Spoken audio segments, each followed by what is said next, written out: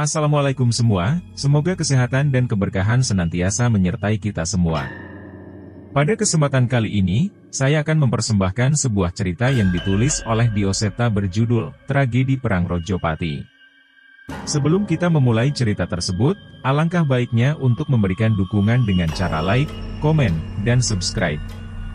Dukungan dari kalian sangat berarti bagiku dan akan menjadi motivasi bagi saya untuk terus membawakan cerita-cerita yang menarik lainnya. Dan jangan lupa mampir di Twitter Dioseta, untuk cerita-cerita horor yang lebih seru lainnya.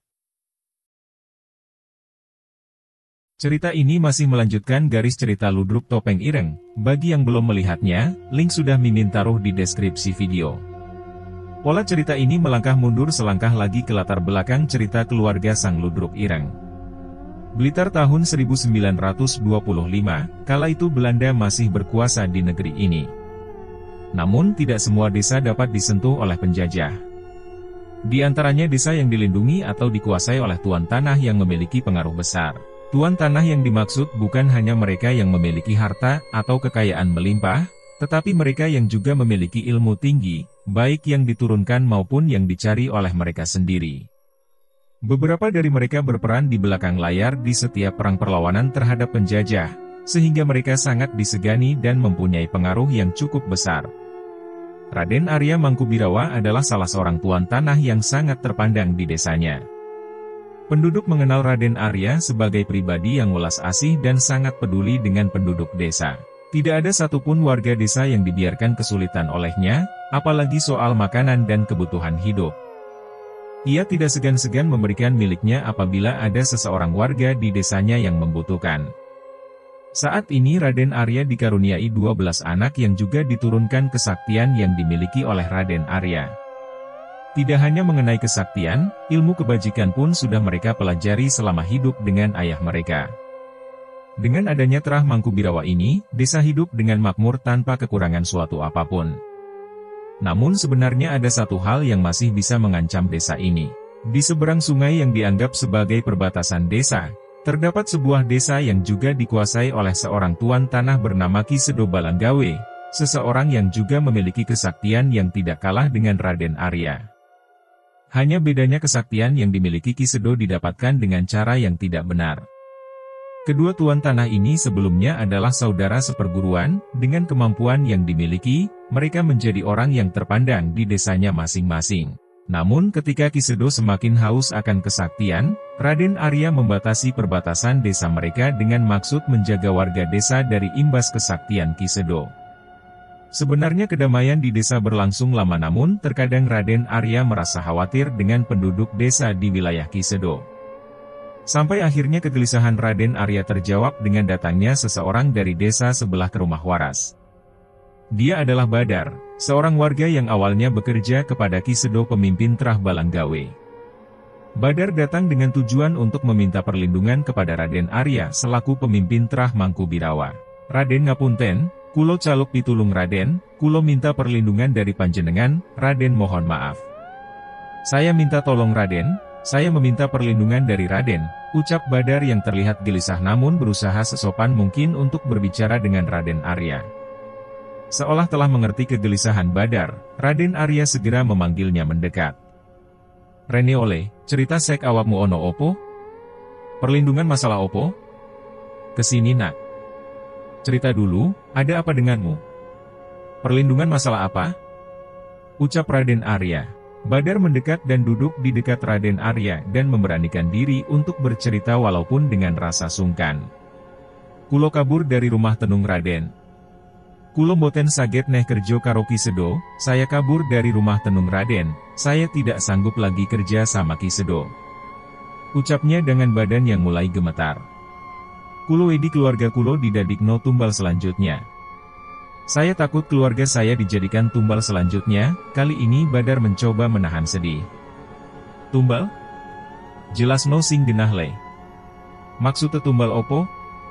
Tumbal? Jelasin yang jelas nak, maksudnya tumbal apa? Raden Arya mulai terganggu dengan cerita Badar. Ki Sedo. Kesaktian Ki Sedo terus bertambah, dan ilmunya itu memakan tumbal dari pekerja dan warga di sekitarnya, jelas Badar kepada Raden Arya. Terlihat Raden Arya gelisah mendengar cerita itu, walaupun sudah menduga mengenai hal ini tapi sepertinya kali ini Raden Arya berpikir harus ada yang menghentikan perbuatannya saudara seperguruannya itu. Wes sesok tak omongne karo Sedo, panjenengan mulih istirahat. Sesok kerjo nang sawah karjo ayo. Keluarga panjenengan di Goa sisan. Sudah, besok saya bilangin sama Sedo, kamu pulang istirahat. Besok kerja di sawahnya Karjo saja ya. Sekalian keluarga dibawa semua. Ucap Raden Arya yang terlihat simpatik dengan Badar. Njeh matur suwun sanget Raden. Iya. Terima kasih banyak Raden, mata Badar berbinar mendengar tawaran dari Raden. Ia tidak berhenti bersyukur selama pulang meninggal ke rumah waras. Besok paginya Raden bersiap pergi ke desa sebelah menemui Ki Sedo. Ia tidak mengajak satupun dari ke-12 anaknya dengan harapan Ki Sedo dan anak-anaknya merasakan niat baik Raden Arya.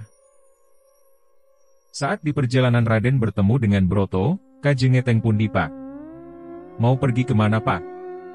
Tanya Broto anak tertuanya yang heran kemana bapaknya akan pergi dengan pakaian sebagus ini. Silaturahmi ke Ki Sedonang, sekalian mau ada yang bapak bicarakan, jawabnya dengan singkat. Tiba-tiba Broto bicara dengan nada yang berbeda, ada perlu apa dan apa yang mau dibicarakan Pak? Bapak tahu kan Trah Balanggawe sangat tidak menyukai keluarga kita. Jangan berburuk sangka dahulu, tidak baik. Bapak pergi dulu kamu kasih tahu adekmu si Karjo, mulai hari ini Badar kerja sama dia, ucap Raden Arya dengan tegas. Tanpa banyak kata Broto menuruti perintah ayahnya itu. Namun di balik itu ia punya rencana lain untuk melindungi ayahnya itu. Ia diam-diam mengikuti ayahnya dengan mempersiapkan pasukannya. Sebuah sungai terlihat membentang sangat panjang seolah membelah daratan. Sungai ini adalah batas alam wilayah Trah Balanggawe dan Trah Mangkubirawa dengan sebuah jembatan sebagai penghubungnya.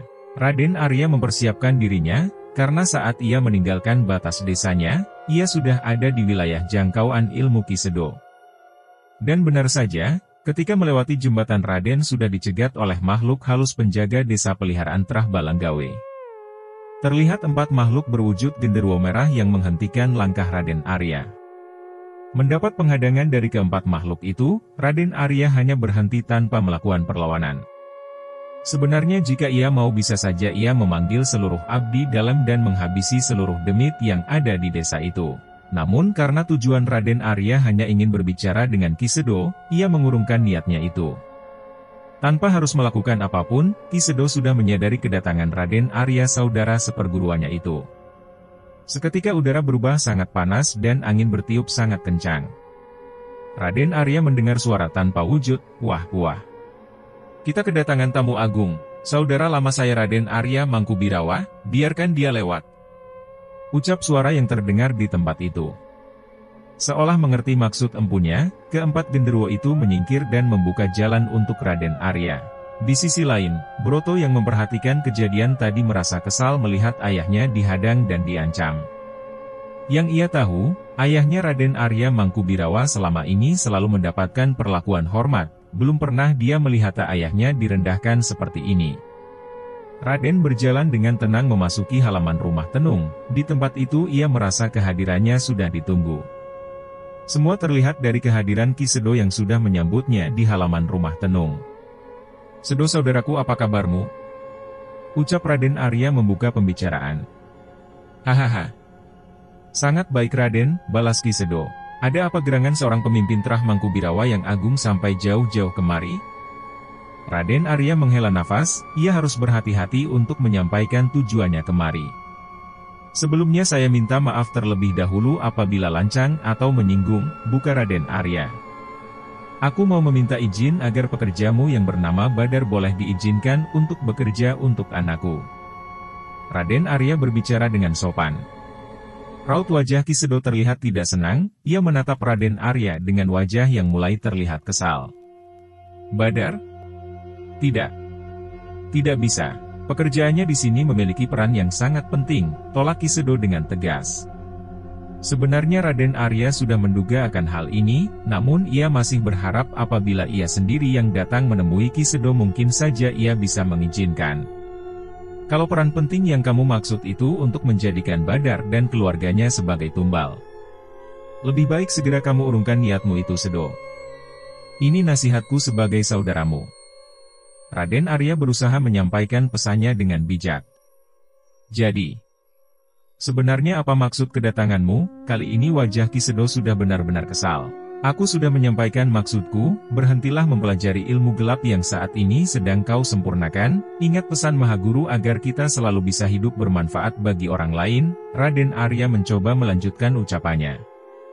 Mendengar kalimat terakhir yang diucapkan Raden Arya, Ki Sedo langsung berdiri menuju wajah Raden Arya dengan kesal dan berbicara dengan suara yang menggelegar. Hei Raden Arya! Kau pikir siapa kamu sudah berani berbicara seperti itu? Kali ini Ki Sedo tidak lagi menahan sikap sopannya. Siapapun yang sudah berani ikut campur urusanku, maka hidup matinya juga adalah urusanku, ucap Ki Sedo yang terlihat menantang. Setelah mendengar ucapan Ki Sedo, tanpa menunggu lama kedelapan anak Ki Sedo segera mengelilingi Raden Arya. Tak hanya itu, lebih dari 20 murid ilmu hitam Ki Sedo juga bersiap mencelakai Raden Arya. Rupanya entah apapun yang disampaikan Raden Arya, Ki Sedo tetap bertujuan untuk mencelakai saudara seperguruannya itu.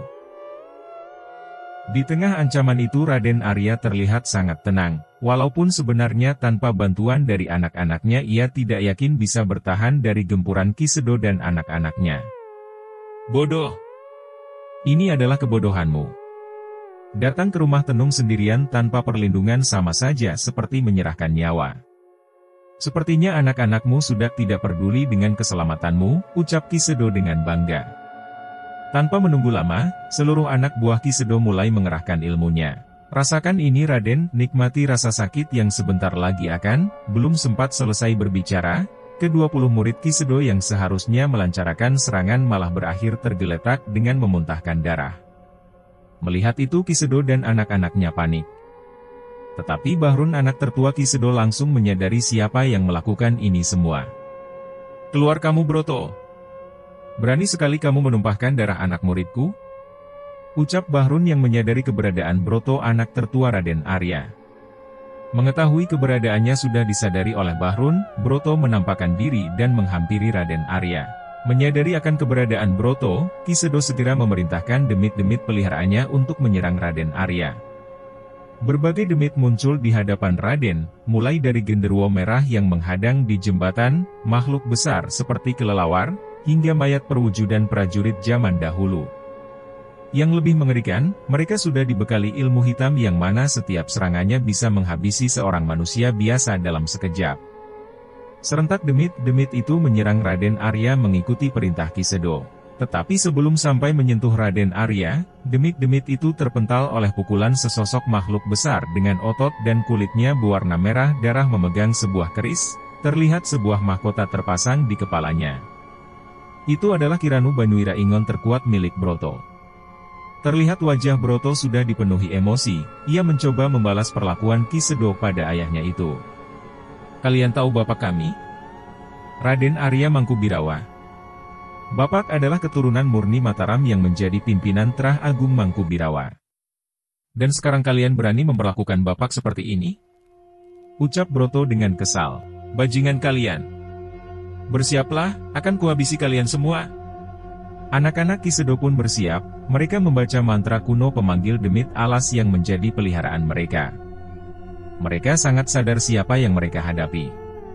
Seorang keturunan Mataram kuno beserta pelindungnya yang terkenal kesaktiannya, bahkan hanya dengan melihat kerisnya saja mereka sudah tahu betapa kejamnya kemampuan Ingon Broto yang bernama Kiranu, tidak terhitung berapa banyak nyawa melayang di tangan Kiranu lewat kerisnya sampai kerisnya pun berwarna merah darah. Suasana rumah tenung semakin mencekam, terlihat demit alas dari seluruh desa dan hutan di sekitarnya berkumpul di sana. Kekuatan hitam dari anak-anak dan murid dari Ki Sedo terlihat menyelubungi rumah tenung seolah akan dimulai sebuah perang besar. Sudah Broto! Hentikan! Kalian juga! Teriak Raden Arya dengan wibawa yang mampu membuat mereka semua terdiam. Rupanya Raden Arya menyadari kehadiran anak-anaknya yang menyusul dengan membawa pusaka dan pengikutnya masing-masing. Padahal dengan keberadaan Broto saja sudah mampu membuat Ki Sedo dan anak-anaknya gentar. Selama ini mereka memang sudah mendengar kabar simpang siur mengenai kehebatan Trah Mangkubirawa, Tapi ketika melihatnya sendiri seperti sekarang mereka tak mampu berkata apa-apa. Sedo, aku masih anggap jenengan itu saudaraku. Aku tidak mengerti mengapa kau bisa berubah semenakutkan ini. Apa yang keluargamu lakukan tadi kuanggap sebagai bentuk penghinaan yang tidak bisa kumaafkan. Aku memberikanmu waktu untuk berubah, akan kutinggalkan seekor ayam di perbatasan, jika dalam 3 hari ayam itu masih hidup maka aku anggap itu itikat baik darimu. Tetapi jika dalam 3 hari ayam itu mati maka bersiaplah, seluruh anggota Trah Balanggawe akan lenyap dari bumi Mataram ini. Raden Arya dengan bijak memberikan kesempatan kepada Trah Balanggawe untuk berubah. Bersamaan dengan kalimat terakhir dari Raden Arya, muncullah sosok Juru Kiting, Panglima Perang Mataram yang tersohor.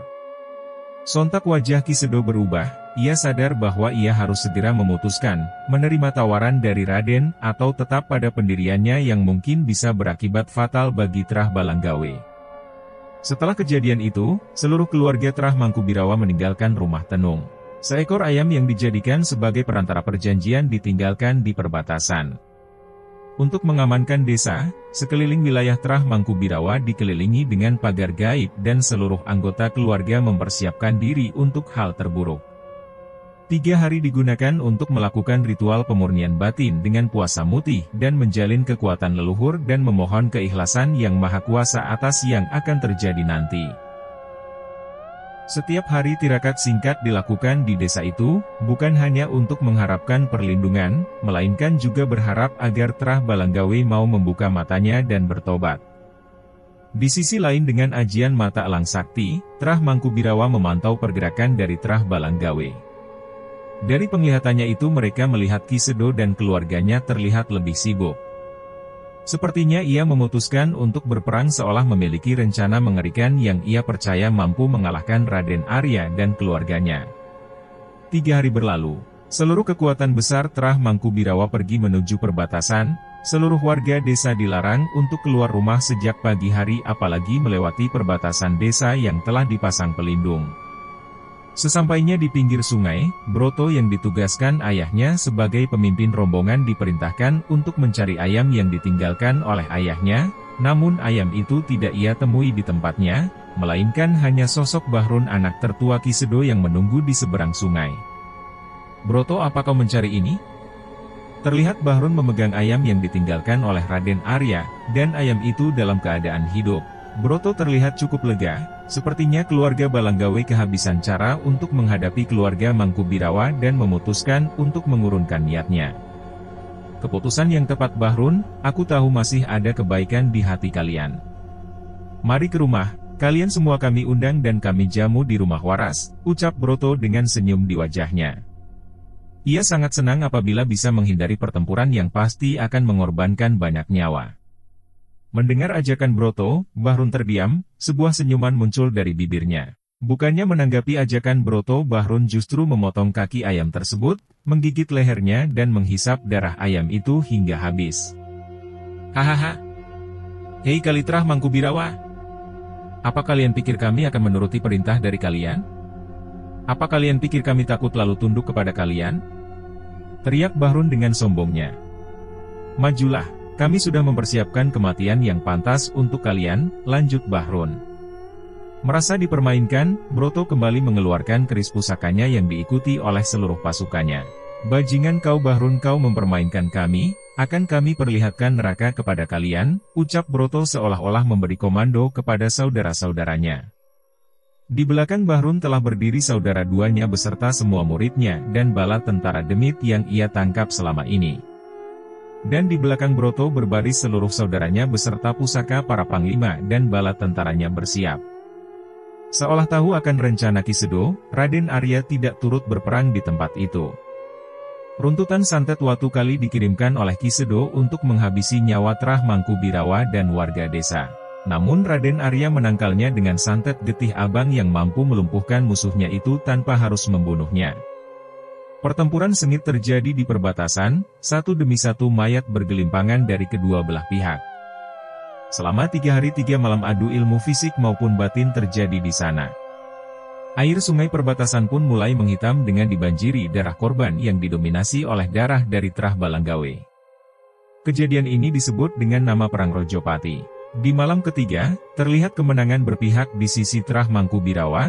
Seluruh anak dari Ki Sedo mati di tangan ke-12 anak Raden Arya. Ki Sedo dan sisa-sisa keluarganya melarikan diri dan mundur ke hutan. Lihat saja. Suatu saat akan kubalas kekalahan ini. Kupastikan seluruh Trah Balanggawe akan mati dengan mengenaskan. Sumpah serapah diucapkan oleh Ki Sedo sebelum meninggalkan perbatasan. Setelah memenangkan pertempuran Broto dan pasukannya kembali ke desa dan membersihkan sisa-sisa pertempuran. Walaupun pertempuran telah usai, Broto masih melihat gelagat aneh dari Ki Sedo yang mundur ke hutan. Kondisi desa berangsur-angsur pulih, tidak ada satupun warga desa yang terluka. Namun mereka membantu merawat anggota keluarga Raden Arya dan pasukannya yang terluka. Seminggu setelah perang usai, keluarga Raden Arya harus pergi untuk melaksakan tirakat mutih getih selama 1 bulan di lembah Argopuro. Hal ini dilakukan dikarenakan mereka merasa desa sudah aman dan untuk mempersiapkan kesaktian yang sudah mereka gunakan selama perang agar dapat digunakan sepenuhnya lagi saat ada ancaman lain. Untuk menjaga desa, Raden Arya memerintahkan kedua anak bungsunya Nyi Murti dan Cak Bahar untuk mengawasi desa dan sisa wilayah keluarga Balanggawe. Walaupun tidak ada kejadian aneh, Nyi Murti dan Cak Bahar tetap berjaga untuk menghindari hal yang tidak diinginkan. 1 minggu setelah kepergian Raden Arya, satu persatu warga desa terserang penyakit yang aneh.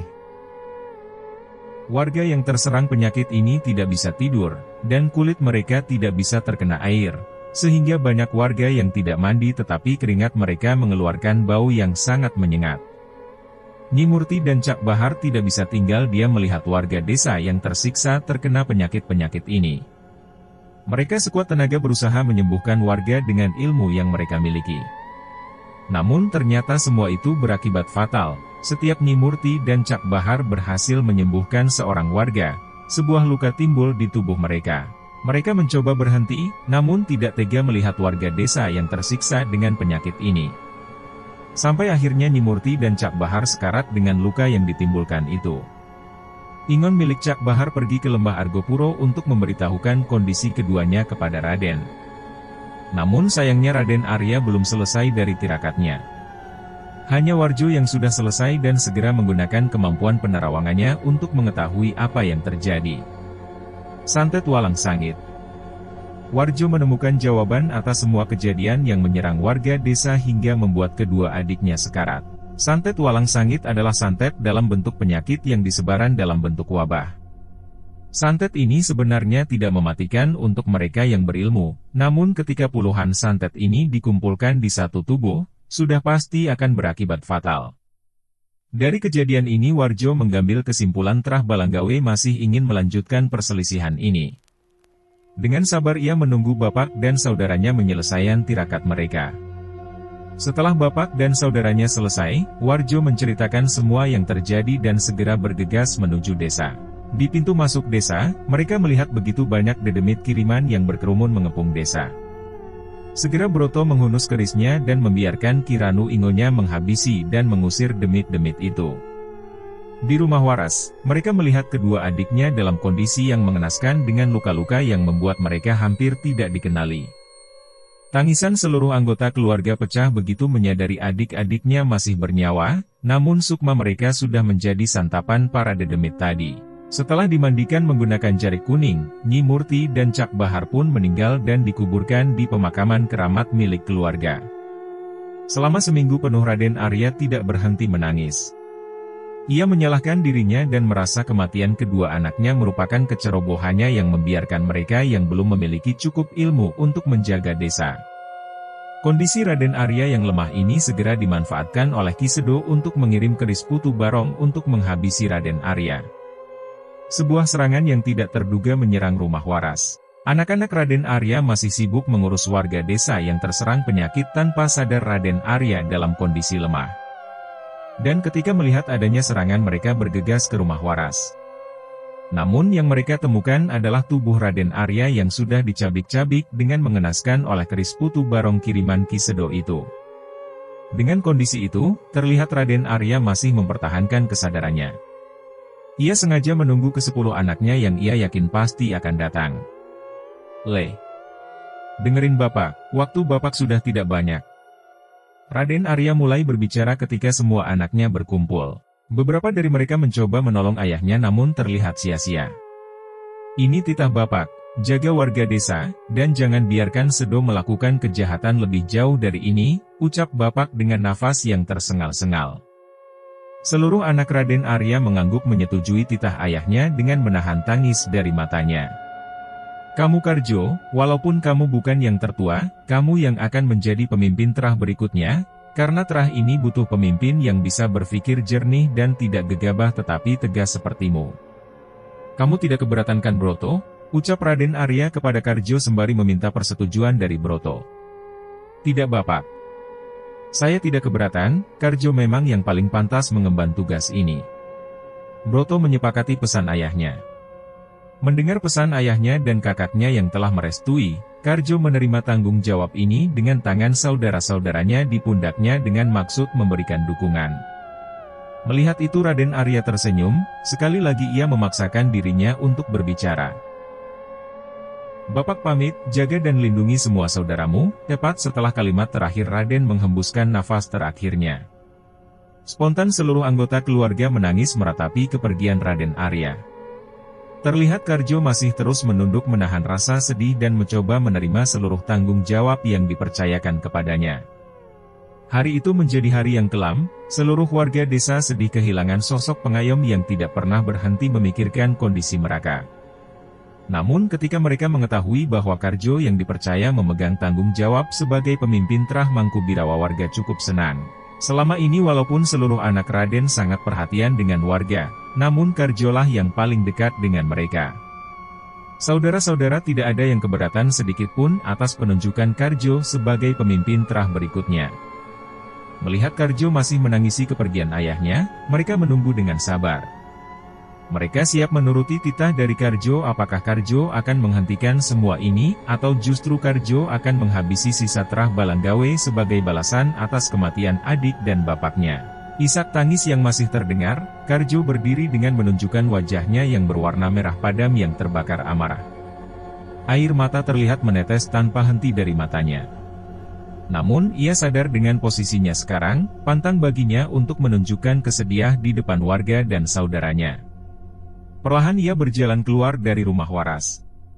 Sebagai saudara tertua, Broto memberanikan diri mempertanyakan keputusan Karjo.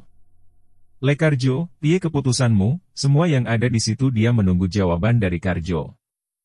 Ia hanya membalikan badan dan menatap garis langit yang terlihat dari luar rumah waras. Kita persiapkan semuanya, kita akan membalas apa yang sudah mereka perbuat dengan sesuatu yang lebih hitam, tegas Karjo. Siapkan semuanya, kita akan membalas apa yang sudah mereka perbuat dengan sesuatu yang lebih hitam, tegas Karjo. Semua mata saudaranya tercengang, mereka tidak menyangka Karjo yang selama ini tenang bisa semarah ini. Dari ucapannya, mereka sudah menduga apa yang akan diputuskan oleh Karjo. Mas Karjo, santet apa yang akan kita gunakan untuk menghabisi Ki Sedo? Tanya Warjo dengan bibir bergetar. Terlihat Warjo gemetar takut mendengar jawaban yang akan keluar dari mulut Karjo. Karjo membulatkan niatnya dan menjawab sesuai dugaan mereka. Santet Balung Ireng, bersambung. Akhirnya kita sampai di ujung cerita, tragedi Perang Rojopati. Dan kalau tidak ada halangan, besok Mimin akan lanjut untuk upload Santet Balung Ireng. Jangan lupa untuk like dan bagikan cerita ini kepada teman-teman dan saudara kalian, supaya channel ini terus berkembang.